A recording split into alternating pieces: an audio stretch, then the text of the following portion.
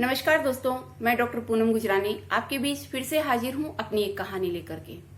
कहा गया है कि समय पर कही गई बात और समय पर किए गए निर्णय का अपना एक बहुत बड़ा महत्व होता है। आज की हमारी कहानी इसी पर आधारित है।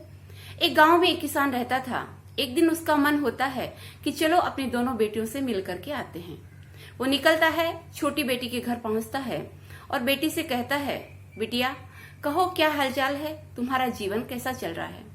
बिटिया जो कुम्हार के घर ब्याही गई थी वो बताती है कि पिताजी हमने बहुत सारे बर्तनों का निर्माण किया है और देखिए अगर बरसात नहीं आती है, हमारे बर्तन ठीक तरीके से पक कर तैयार हो जाते हैं तो निश्चित ही हमें बहुत अच्छी आमदनी होगी। लेकिन बादल आसमान में उमड़ घुमड़ रहे हैं। आप जरा सी ईश्वर से प्रार्थना कीजिए कि बरसात कम से कम हफ्ता 10 दिन के लिए न आए।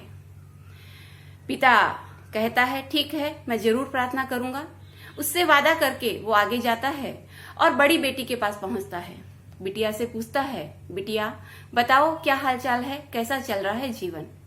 बेटी जो किसान के घर ब्याही गई थी कहती है, पिताजी देखिए ना, बादल आसमान में उमड़ घुमड़ रहे हैं और हम चाहते हैं कि जल्दी ही बरसात आ जाए क्योंकि खेत में हमने बीज डाल दिए हैं। अगर बरसात समय पर हो जाती है तो हमें फसल बहुत अच्छी होगी और हमारी आमदनी भी बहुत अच्छी हो जाएगी। पिता असमंजस में फंस जाता है। एक बेटी कहती है कि मेरे लिए प्रार्थना कीजिए कि बरसात हो जाए, वहीं दूसरी बेटी कहती है कि मेरे लिए प्रार्थना कीजिए कि बरसात न हो।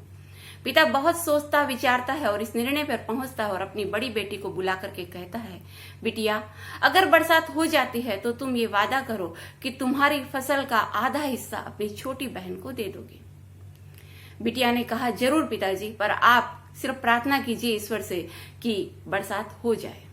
पिता वहां से रवाना हो जाता है और छोटी बेटी के पास फिर से मिलते हुए रुकते हुए आता है उसके पास से और उसे कहता है, अगर बिटिया बरसात नहीं होती है और तुम्हें बहुत अच्छी आमदनी हो इन बर्तनों के माध्यम से तो मुझसे ये वादा करो कि तुम अपनी आमदनी का आधा हिस्सा अपनी बड़ी बहन को दे दोगी। बेटी ने कहा, जरूर पिताजी, ऐसा ही होगा। किसान ने अपनी दोनों बेटियों को समरसता का पाठ पढ़ा दिया और उसने ये ईश्वर पर छोड़ दिया कि अब बरसात हो या न हो, हमारी दोनों बेटियां सुखी रहेगी, संतुष्ट रहेगी। दोस्तों, आज जिस काल में हम जी रहे हैं उस काल में, कोरोना काल में, बहुत जरूरत है हमारी इस सामाजिक समरसता की। आज किसी के पास खाने को लाले पड़े हुए हैं और किसी के पास अथाह संपत्ति हो सकती है। आपके पास जो कुछ भी है, तन मन धन से किसी न किसी रूप में ऐसे लोगों की सहायता जरूर कीजिएगा।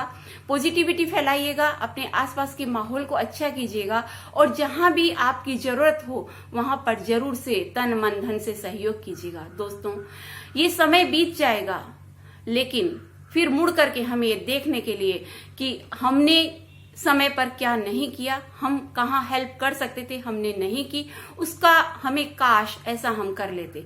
ऐसा हमारी लाइफ में न आए तो अच्छा होगा, बेहतर होगा। मैं सिर्फ इतना सा चाहती हूँ कि आपके पास जो कुछ भी है उसका इस्तेमाल करें जीवन के हक में, दुनिया के हक में। बस इतना सा एक वादा आपसे चाहती हूँ। अगर आपको मेरी ये कहानी पसंद आई हो तो मेरे चैनल को सब्सक्राइब कीजिएगा, लाइक कीजिएगा और अपने बहुमूल्य कमेंट मेरे कमेंट बॉक्स में आकर के जरूर दीजिएगा। मैं फिर से हाजिर रहूंगी किसी और कहानी को लेकर के आपके बीच। आपकी डॉक्टर पूनम गुजरानी, आपकी दोस्त।